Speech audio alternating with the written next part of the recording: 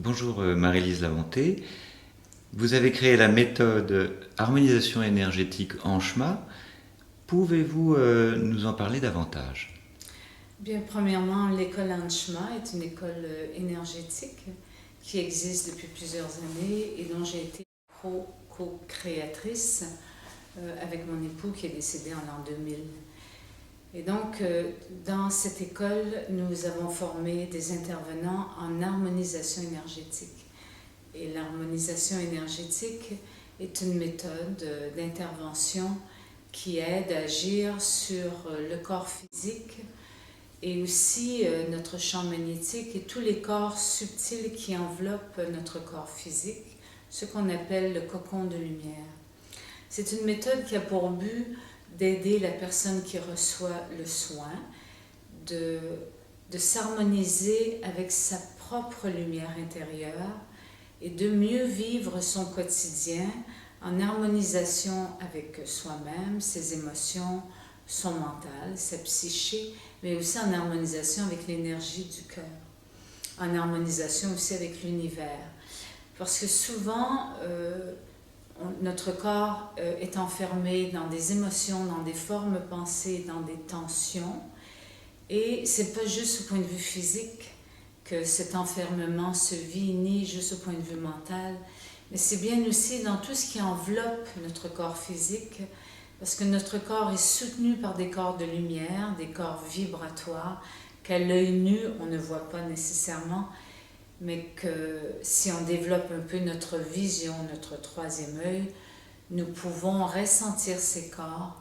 Et donc, les soins viennent, les intervenants en harmonisation énergétique vont aider à décristalliser des tensions qui seraient présentes dans l'enveloppe, les enveloppes subtiles et jusqu'à l'enveloppe physique.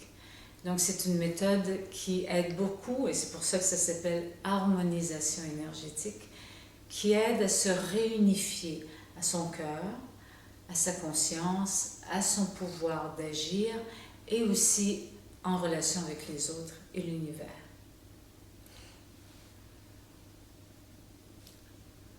Alors, comment intégrez-vous cette méthode dans votre quotidien?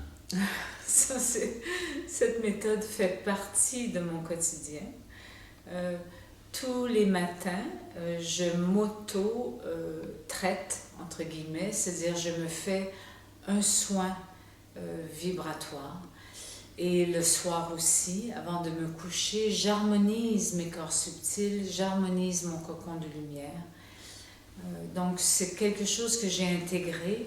Autant je vais travailler sur mon corps et libérer mes tensions physiques dans une journée et prendre soin de mes formes pensées, autant le matin et le soir, j'agis sur mes corps subtils pour alléger, entre autres, le dialogue avec mon inconscient, ma nuit, et aussi pour alléger mon quotidien, s'il y a des choses qui se manifestent dans le quotidien, ou bon, des événements qui peuvent se manifester, évidemment, la vie est mouvement.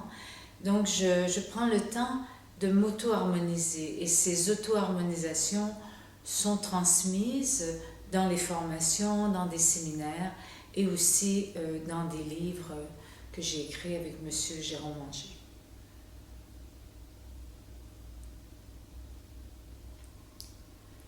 Alors, vous pensez que cette méthode peut être utile aux êtres en ce moment, en cette période de vie?